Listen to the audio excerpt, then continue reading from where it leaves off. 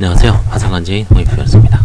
진술서 첨부서류 중 기타 부분에 대해서 알아보겠습니다. 조세 채권자가 채권자 목록에 기재되는 경우가 있죠. 건강보험공단, 근로복지공단, 세목별 과세 내역서 등을 살펴서 상속세, 재산세, 자동차세 등이 부과되어 있으면 재산 목록에 상속재산, 부동산, 자동차가 기재되어 있는지를 확인하고 기재되어 있지 않으면 채무자 신분 또는 파산관제인을 선임하여 이를 조사한다. 이건 우리가 확인해야 되죠. 조세채권은 면책 결정이 있어도 면책되지 않음을 채무자에게 미리 고지할 필요가 있죠. 종종 조세채권자가 이를 이유로 이의신청을 하기도 하므로 오해의 소지를 없애기 위해 채권자 목록에서 조세채권자를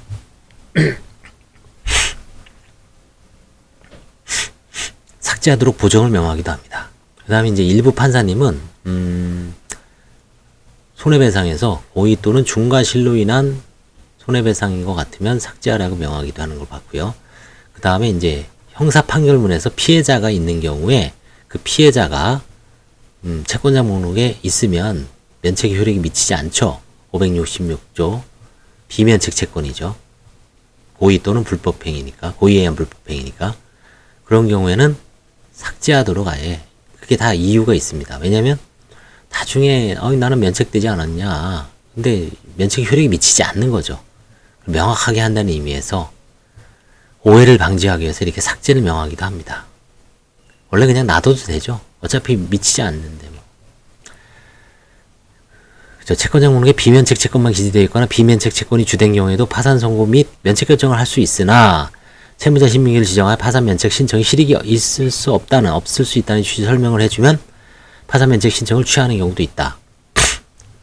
전형적인 게 뭐냐면 교통사고 13대 중과실로 인해서 사고를 내고 보험회사가 피해자한테 손해배상을 해주고 구상한 경우에 이제 나중에 이제 한 몇 년 지나서 파산면책 딸랑 그거 하나입니다.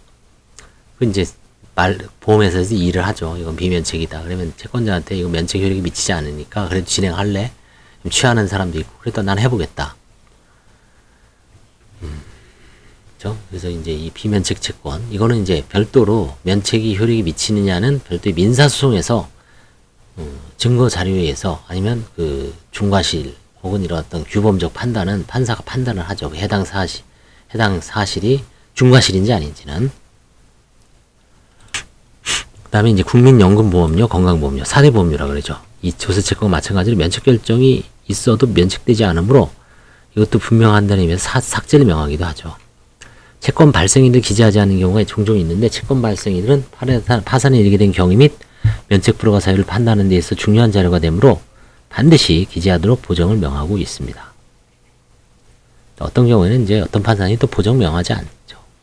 어차피 굳이 보정을 해서 시간 워낙 오래된 거는 잘 모르죠. 그쵸? 최근에 발생한 건 몰라도 이게 99년으로 기재할지 아니면 양수한 2007년으로 기재할지 그냥 쑥 비워놔도 그냥 빨리 선고하는 판사님이 어떻게 보면 현명한 것 같아요.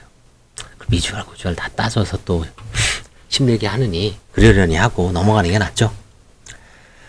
채권자 목록상 채무자의 대부분이 파산 신청 직전에 발생한 것으로 기재되어 있는 경우, 이런 경우에 이제 유심히 봐야죠. 그렇죠? 직전에 기재되어 있는 그 사용처와 채무가 발생한 지 얼마 되지도 않아 곧바로 파산 신청이 이르게 된 경위 등에 신문하여야죠.